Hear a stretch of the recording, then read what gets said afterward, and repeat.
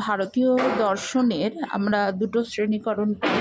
একটা হচ্ছে আস্তিক দর্শন এবং নাস্তিক দর্শন। এখন এই আস্তিক দর্শন এবং নাস্তিক দর্শন কিভাবে বিভাজন করা হয় সেটা হচ্ছে যারা বেদে বিশ্বাস করেছে বা বেদকে গ্রাহ্যতা, বেদের প্রামাণ্যতাকে মেনে নিয়ে তাদের দর্শন চিন্তাভাবনায় গিয়েছেন, তাদের বলা হয় আস্তিক দর্শন। আর যারা বেদের চিন্তাভাবনাকে নিয়ে এগোননি, বেদের গ্রাহ্যতা স্বীকার করেননি, তাদেরকে বলা হয় নাস্তিক দর্শন। এমনিতে আমরা যেভাবে আস্তিক নাস্তিক বিভাজন করি সাধারণভাবে ঈশ্বরকে কেন্দ্র করে, সেভাবে কিন্তু দর্শন চিন্তা এগোনো হয় না। ঠিক আছে, এইটা একটা কোশ্চেন আসে এবং এখানে একটা কিন্তু বিশাল ভুলও আমাদের হয় যে আমরা ঈশ্বরে বিশ্বাসী অবিশ্বাসী বলে প্রায়শই খাতায় লিখে ফেলি, কিন্তু এটা কিন্তু একদম লিখবে না। কারণ এটা ভারতীয় দর্শনের ক্ষেত্রে কিন্তু বেদের উপর নির্ভরশীলতার ভিত্তিতেই আস্তিক নাস্তিক বিভাজন করা হয়। মূলত যারা আস্তিক দর্শন তারা হচ্ছে ছটি দর্শন: সাংখ্য, যোগ, ন্যায়, বৈশেষিক, মীমাংসক ও বেদান্ত। এই ছটি দর্শনকে একত্রে বলা হয় স্বরদর্শন। মনে রাখবে, স্বরদর্শন বলা হয়। মুখস্থ যখন করবে তখন সাংখ্য, যোগ, ন্যায়, বৈশেষিক, মীমাংসক, বেদান্ত, এভাবে দুটো দুটো করে মুখস্থ করলে ছটার নাম ইজিলি মুখস্থ থাকবে। আর নাস্তিক দর্শন সম্প্রদায় হচ্ছে চারবাক, বৌদ্ধ এবং জৈন। তাহলে টোটাল এই ভারতীয় দর্শন কিন্তু আমাদের 9টা দর্শন সম্প্রদায় আছে। এবার বেদান্ত দর্শনের মধ্যেও আবার ভাগ আছে, মীমাংসক দর্শনের মধ্যেও আবার ভাগ আছে। এখন সেগুলো তোমাদের বেদান্ত দর্শনের ভাগ যখন পড়ানো হবে, মীমাংসক দর্শন যখন পড়ানো হবে, তখন সেই ভাগগুলোকেও বলা হবে। এবার চলে আসি যে ভারতীয় দর্শনের ক্ষেত্রে ভারতীয় দর্শন সম্প্রদায়কে কি আমরা বলতে পারি যে হিন্দু দর্শন? ভারতীয় দর্শনকে অনেকে হিন্দু দর্শন বলে, কিন্তু এটা কিন্তু ভারতীয় দর্শনকে হিন্দু দর্শন বলা যায় না। কেন বলা যায় না?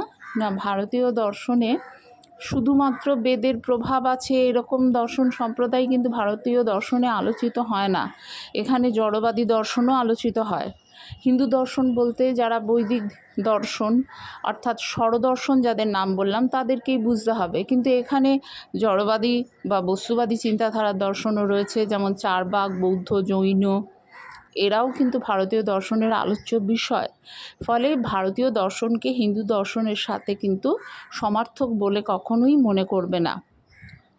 নেক্সট হচ্ছে প্রশ্ন আসে যে ভারতীয় দর্শনে আলোচনা পদ্ধতিটা আমরা কিভাবে চালিয়েছি। মূলত ভারতীয় দর্শন কিন্তু আলোচনা পদ্ধতি খুব সুন্দরভাবে চালানো হয়। প্রত্যেকটা দর্শন পদ্ধতি আমরা যখন দর্শন আলোচনা করব, আমরা সাধারণত লোকের কথা কাটি কীভাবে, না অমুকে এটা বলেছে, আমি বলে দিলাম আমার কথা এইটা, ব্যাস হয়ে গেল কথা কাটা, অর্থাৎ আমি নেগেটিভটা বললাম। এরমভাবে ভারতীয় দর্শন কিন্তু দর্শন চিন্তা আলোচনা হয় না। ভারতীয় দর্শন চিন্তার আলোচনা পদ্ধতিটিকে মূলত আমরা 3টে ভাগে ভাগ করে নিতে পারি। একটা হচ্ছে পূর্বপক্ষ, তারপরে দ্বিতীয় হচ্ছে খণ্ডন, তারপরে হচ্ছে উত্তরপক্ষ। পূর্বপক্ষটা কি না, প্রত্যেক ভারতীয় এই যে 9টা দর্শন সম্প্রদায় বললাম, প্রত্যেকেই কিন্তু আলোচনা করবার সময় প্রথমে তাদের আগে যে দর্শন সম্প্রদায় কি কথা বলে গেছেন সেগুলো রেখেছেন।